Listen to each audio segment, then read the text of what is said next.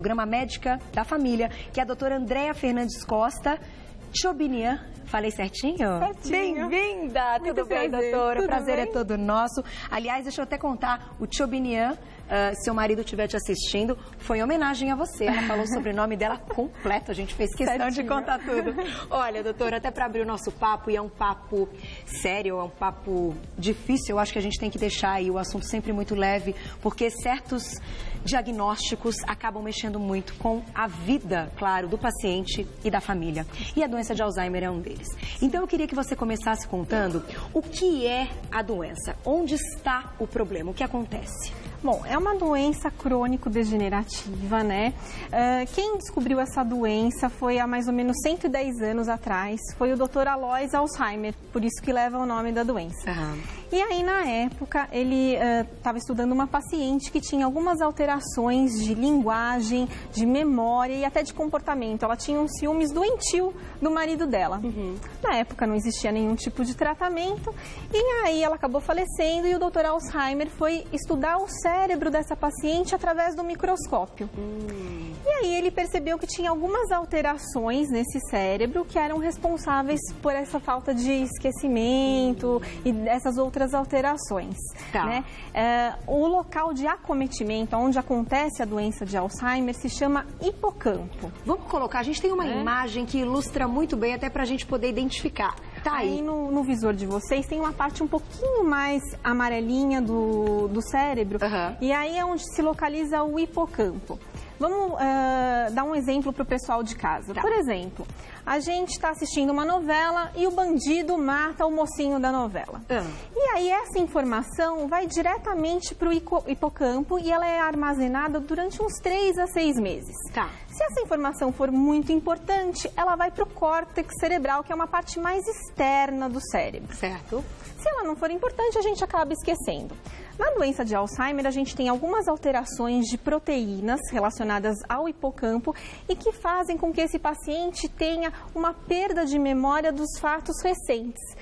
Mas os pacientes, eles continuam com a memória para os fatos antigos, porque está armazenado em um outro lugar do cérebro, que é o córtex. Que interessante! Então é o lugar de armazenamento dessas informações, por isso, muitas vezes, quando se questiona e traz desse paciente aí acontecimentos passados, ele sabe contar perfeitamente e as pessoas até se assustam ao verem que não lembra o que de repente almoçou naquele dia. Perfeito. Então é o lugar de armazenamento que tem aí, que guarda essa informação, por isso importante, já é um primeiro passo, ponto de partida da doença. Agora eu te pergunto, além então dessa perda de memória, né, mais recente, quais são outros sintomas ou outros avisos que família e amigos devem estar atentos? Existem outros sintomas relacionados à doença que é uma perda global da função cognitiva.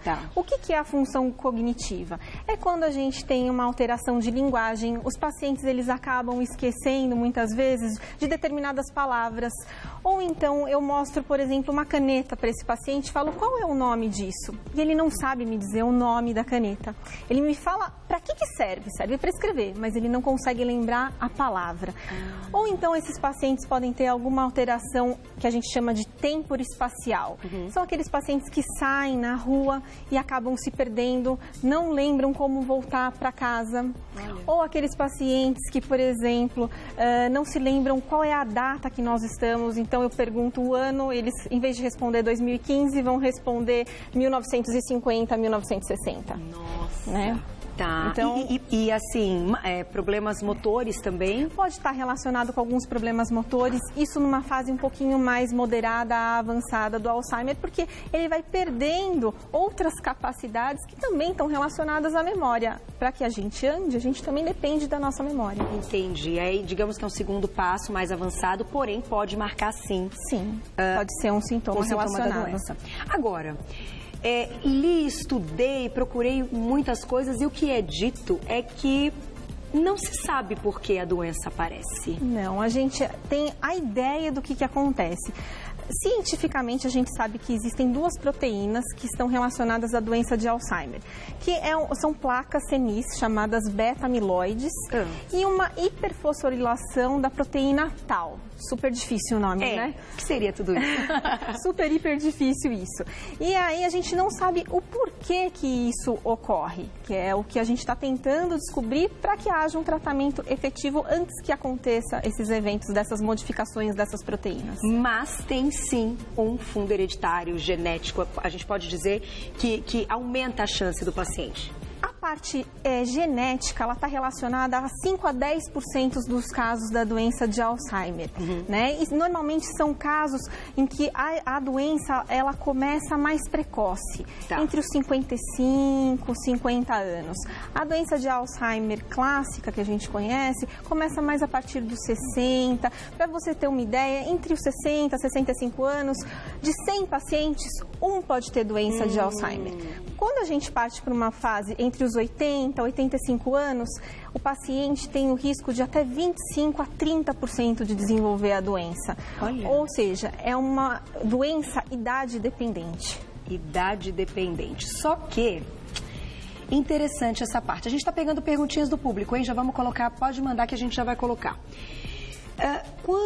Depois de alguns testes, como você explicou, que são feitos inúmeros testes, então, para diagnosticar a doença. A doença de Alzheimer tem um diagnóstico clínico.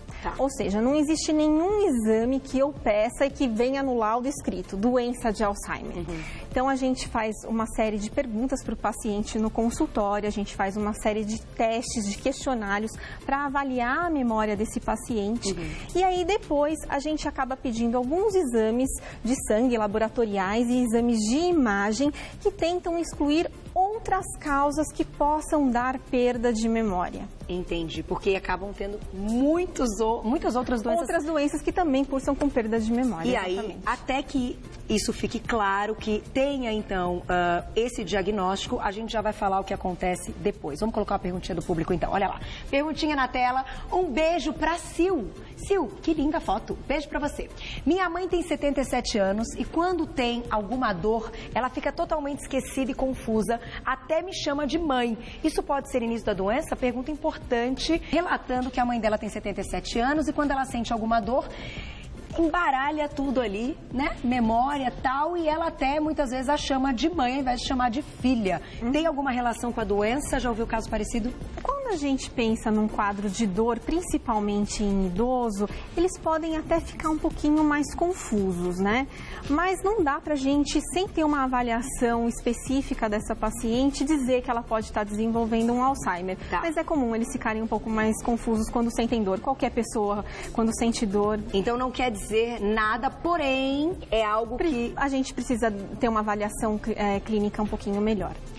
Doutora, você citou há pouco, então, o lance da idade. Eu achei algo importante. Eu não me lembro quem foi, mas há pouco tempo eu fiquei sabendo de um caso de uma pessoa que estava com alguns avisos, como a gente colocou aqui, com alguns sintomas da doença, mas que os médicos descartaram logo de início. Aliás, a gente está colocando um vídeo bem bacana que mostra o que acontece com o cérebro, tá? Sim. Na realidade, tá? Nossa ilustração. Mas assim, e descartaram exatamente pela idade. Já falaram, não, mas nessa fase é mais difícil ocorrer a doença. Existe isso? Não é que... É mais difícil, sim, numa fase de adulto jovem, entre 40, 45 anos, 50. Mas não é impossível. Não é impossível, Existem casos, e aí normalmente está relacionado ao Alzheimer de doença genética, de origem genética, e que aí a gente pode pensar nisso. Mas aí a gente precisa de uma série de exames para a gente tentar esclarecer melhor essas dúvidas. Levando em conta, então, que a doença não tem cura, mas há um controle. Como hoje se estabelece, vive um paciente, alguém que tenha sido diagnosticado com a doença? Como é que a família encara isso? O paciente, ele consegue viver bem, principalmente quando ele tem um diagnóstico precoce da doença. Quanto antes eu começar o tratamento da doença, menor vai ser a perda de memória desse paciente. Tá. É óbvio que a doença vai ter uma evolução. E a medicação, ela serve exatamente para retardar a evolução dessa doença. Então, em vez do paciente esquecer do nome dos familiares em 2 anos, com a medicação ele vai esquecer depois de 4, 5 anos. Então, existe sim. A doença vai progredir. Ela vai evoluir, porém... mas mais lentamente. Ah, interessante isso. E esse remédio de uso contínuo? Sim, é de uso contínuo. São 3 medicações que a gente tem, inclusive pelo Serviço Único de Saúde, pelo SUS. Bom saber disso. Chamada donepezila, galantamina e rivastigmina. Tá. E que os pacientes, eles se beneficiam muito da parte da funcionalidade quando eles fazem uso dessa medicação. A medicação age exatamente naquele local do cérebro que você explicou?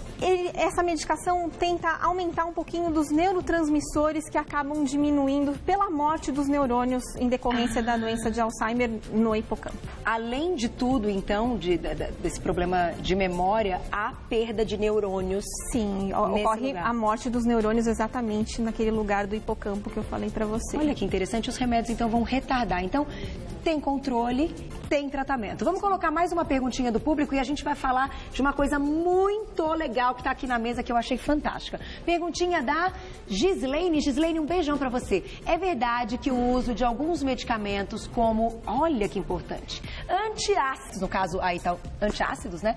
Se eles podem favorecer o aparecimento da doença? Ai, ai, ai. E aí? Uma pergunta extremamente importante no nosso dia a dia. Os pacientes, eles andam usando os famosos omeprazol da vida? Da vida, que tem vários. Durante anos e anos e anos. E aí, o que acontece? O omeprazol, ele é muito bom para problema de gastrite, mas se ele usado continuamente, ele pode diminuir a capacidade que o indivíduo tem de absorver uma vitamina, que se chama vitamina B12.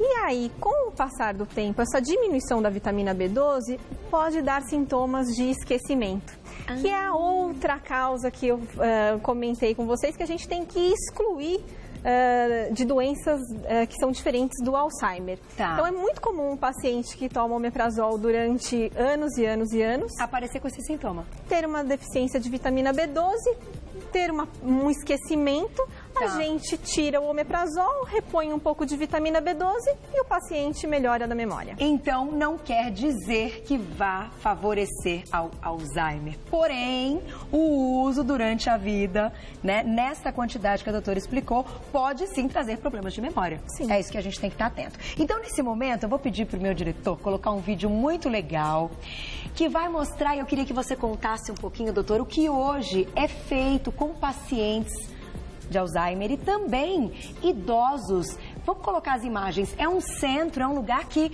acolhe esses idosos para atividades?